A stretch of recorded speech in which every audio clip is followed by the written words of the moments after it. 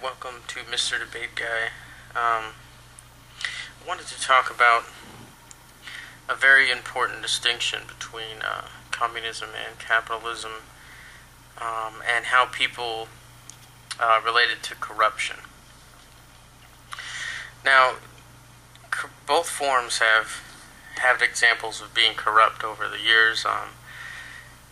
Capitalism now with United States, you could easily see corruption as far as politicians being bought out, the banks being bailed out, all of these obvious corruption things going on, and very huge corruption things. Don't mean to downplay that.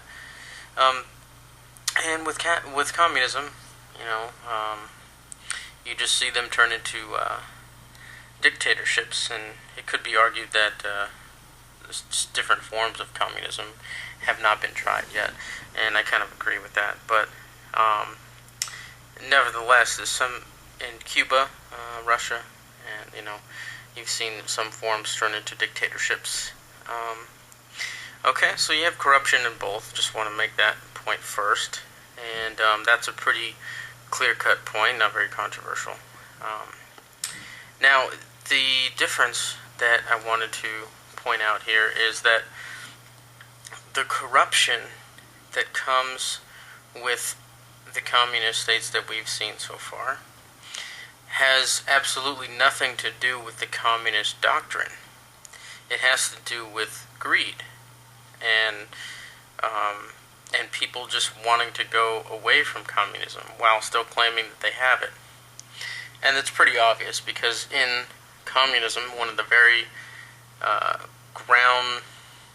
the structures of communism is equality, and in economy, and in everything else pretty much too. But so that goes against the foundation of one person getting greedy, and it goes against it, and it's just complete corruption, as the word states, without it being attached to any sort of communism trait whatsoever.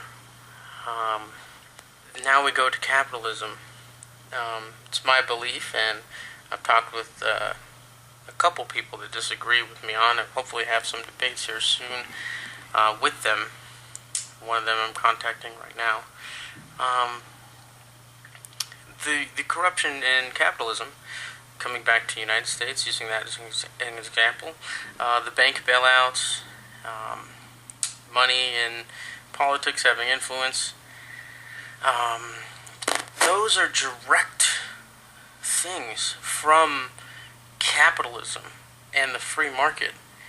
And competition, capitalism needs competition, and so it needs supply and demand. It needs all of these things, and those things lead to big corporations, and big corporations lead to a lot of power, and therefore that leads to corruption.